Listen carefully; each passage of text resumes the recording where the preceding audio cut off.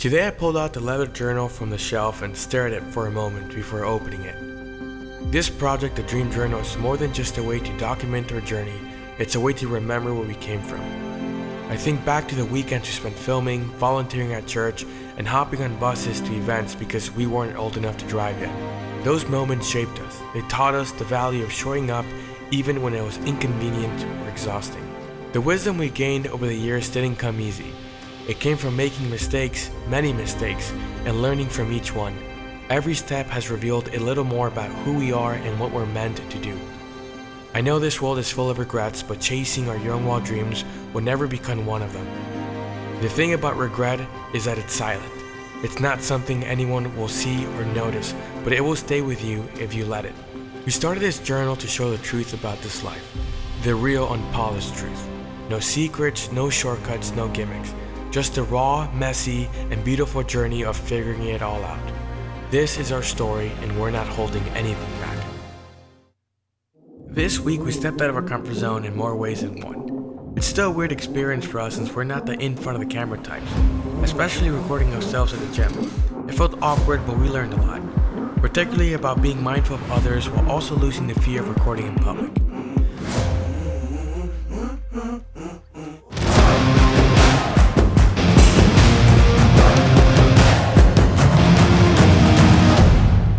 Alright guys, so we just finished up a workout. It's Monday. Carlos has been ramping things up, but the workouts are fun, they're not boring. It's not your regular split.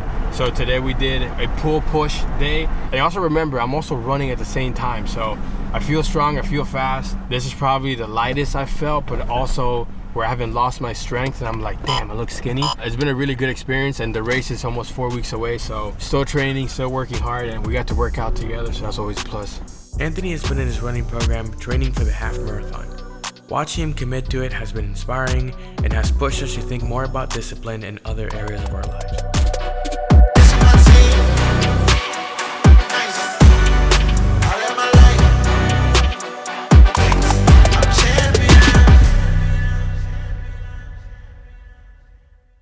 We revisited the Young Wild Dream vision board this week. There's something grounding about refining our goals and seeing the big picture.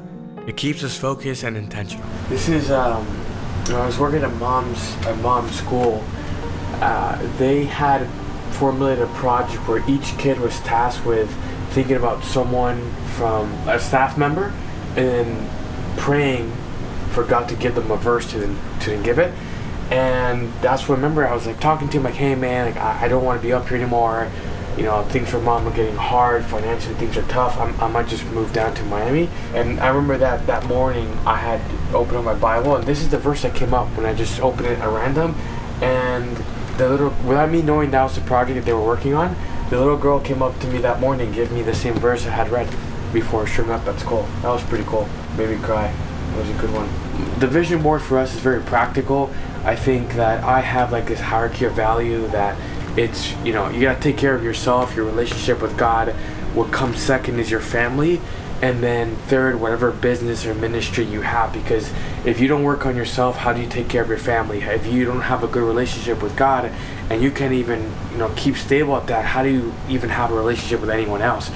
And that trickles down to anything. You know, if God's first in your life, everything else has to submit under it. And for me, this is what this is, right? Like I obviously, Anthony, Vinny, right? Like you guys are the most important in my life. I have my grandpa, the people that have helped me, my dad, Nolan, MacGyver, Simon, best friend, engineer. This guy can do anything. And this is what's important to me, right? The people that we have helped, the people that we've served, the people that we have been in friends for a long time, Pastor Danny and Pastor Ricardo, Mauricio, Steven. And you know, some of you guys might recognize this, right? Like when it first started off, that's all this was. On a piece of paper, 3 designs that we kind of just wanted to put out on a shirt. We just wanted to design something and that has like our message on it. You know, we're dreamers, but being a dreamer is not enough. You gotta wake up every day and choose to make decisions that are gonna lead you to, you know, make this happen. And that's what this is for us. We also had a meeting with Steph from Not a Baker. Helping her with her business reminded us why we love what we do. I went to deliver the cookies to Anthony, and he was telling me a little bit about that. And something I told him is that nowadays, to see the type of hearts you guys have, to just be able to bless others with your creativity, and just in general, do it out of heart genuinely, is super rare. And for me, that means the world to me. To me, that's something to be cherished, to be grateful about. So I'm very, very grateful and very thankful. And I won't forget, when I get big, I will not forget this blessing. Hey, we better you guys are sowing into me. We better get cookies every week. New flavors for you guys, just custom for the Kamal brothers. That's so wait, and you and I talk about this all the time, and you brought up this, I think, a year or two ago, which is, you know, for such a long time we were trying to be so successful financially with the business that we forgot that the mission of YWD Dreams, we can't get rich off of it. And I know that for some people that might be, oh, but you're not doing enough. If you've been in our shoes and you've known what we've been through and the things that we've had to endure, you know that it's very hard, and I would say it's very dangerous to try to get rich off of the gift or the passion that God gives you. That shouldn't be the motivating factor. A lot of times you have people who have a great vision and a great idea and they have something that's executable, they just don't have the finances to do it. And why should they be penalized and now have to go hire some cheap guy that probably doesn't have good experience to produce or execute a dream that they have, right? Same thing with the shirts. We didn't have all the money to go hire models and people to do the BTS. For us, it was a collective, it was a collaboration between our friends and people that just believed in what we were putting out that helped us out. So we serve. And when you serve, it's not about money. When you serve, it's about putting something good out there, serving, loving people with even the gift, even if it's at a creative level. And with Steph, she's one of those people that she has the heart for it. I mean, even through the conversation, they're very genuine people, and that's the whole point. You want to serve them, right? That's the mission of YWD Dreams, is to be able to execute those ideas for other people, and as corny as it sounds, make their dreams a reality. Because how many of us, we sit there and we have an idea and it always just stays here, and by the time it gets to a piece of paper, now you're thinking about, holy cow, I gotta hire a photographer, an editor, a video person, now I gotta do marketing for this thing too. And it really helps take the load off when you have a group of people or a team like YWD Dreams that can come in and say, listen, we know that you don't have all the money in the world, but we're willing to invest and build a relationship with you because we believe in this. And God knows what 5-10 years from now that will look like. But for someone like her who has that grit, determination, that passion, she's gonna make it very far. So it's a great investment for us. And you know what? I get to sleep at night that someone's asking for our help and we can actually give it to them. Vinny and I worked our first gig of the year with Felipe. It was a solid start to 2025. Before I forget, tomorrow's gig, we're photographing food at that place. I send you the link. It's in the design district. I would say overall the experience was really fun. Just going to the design district was awesome. Something I'd never seen. Somewhere I'd like to go back to get more photos of, just experience. Shooting with you and Felipe, that was also really nice because it was my first real hands-on experience with the lighting besides just setting up. I actually had to become a C-stand, and it was an odd experience, but definitely one that put me in a place where I could learn. I'd say every gig is different, every client is different, every experience is going to be different. As always, keep it professional, but at the same time you have to keep it light because you also have to show that you're a human when you're there. You can't just be full work robot. I think I'm getting a better hang of it. Like, the more I see you guys do it, the more I see you get on calls, especially the ones that I've heard with Felipe, I'm starting to pick up things. Felipe also talked to us about more potential work coming up, including hiring Anthony and me to assist at Premio Lo Nuestro. What I need you to do that day, after I'm gonna shoot the red carpet, right? Okay. I'm gonna shoot the red carpet, so you're gonna be there already, and you need to be there. You're gonna go with me on the 20th. I got you. Okay. What I need from you is, you're gonna be sitting on my computer, you're gonna be tethered to my camera, and I'm going to be shooting, and you're going to be helping me with that. Knowing there's something more on the horizon keeps us motivated. A couple of days ago, we received a few phone calls.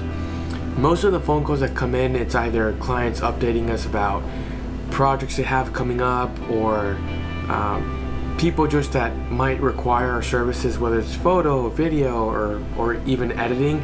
And I think to the outside looking in, sometimes people they look at our faces, and then once we're done in the phone call, they'll say, hey, everything's okay? And we'll say, yeah, just someone that might just have work for us. And they'll be very confused and think, well, shouldn't you be excited? Yes and no. As exciting as some of these projects are, we know that the reality of the situation is there's 10, 12, even 6 other people bidding for that exact same gig. And as much as we do have a strong portfolio, sometimes, I don't know, clients don't go with us. We try to be very fair with our pricing, but there's a component of realism that we have to add to all of this. And to the optimist, right, to the person that's very positive and thinking, they would say, hey, just, always have a positive outlook. And that's important. But I think what sets us apart is that we can dream but still have a component of realism. For us, it's unfortunate because even this month, the whole month of December, and even now in January, we've had no work. I had one gig yesterday out of the last 2 months, even 3 months, because November was the same thing. November we had no work, and it's months filled like that. Phone calls come in where there's a lot of work that's promised, and then for some reason they don't stick. And it's unfortunate because it can get very discouraging, especially when you got bills coming in. And whatever money does come in, let's say if I get a gig now, we're not making any money because I still have bills and car payments from November, December, and now January that we just haven't paid. So I think that's the reality of certain situations, and you can look at it in 2 different ways. Either we stress out about it and we put ourselves in a very unhealthy situation, even mentally, or we say, hey, we've been here before, let's just keep this boat floating, let's keep it from sinking, and let's just, whatever comes in, we pick it up and let's survive. And a lot of people, they get into business and they haven't hit that yet. But at some point, most people in business, they do hit a situation like that where you have months of there's no work, and when you do get money and money does come in, you're just catching up from all the other bills, from all the other months where you were just dry, where nothing came in, and it sucks. But if you really like this, if you have passion for what you do, you're gonna fight through it. I mean, it's the only thing you can do, right? You either fill in the gaps with things that you want to try out, practice, train, just do what's necessary to make sure that whenever the work does come in, you're not going to be, rusty, and just polish as much as you can. When you have no work, polish, and that's what we have to do, and that's what we always do. And you have to have a heart for it. If not, you're really gonna get exploited for everything you've got. Your health gets exploited, your family time, even when you have downtime, if all you do is think about your problems and your worry, you're really gonna hurt yourself. So you gotta keep a balance, trust that God will take care of you, and maybe you don't trust in God. Have a discipline, commit to something, right? Keep yourself motivated, because sometimes that's all you can do. Later, I interviewed Vinny about his experience moving in with us.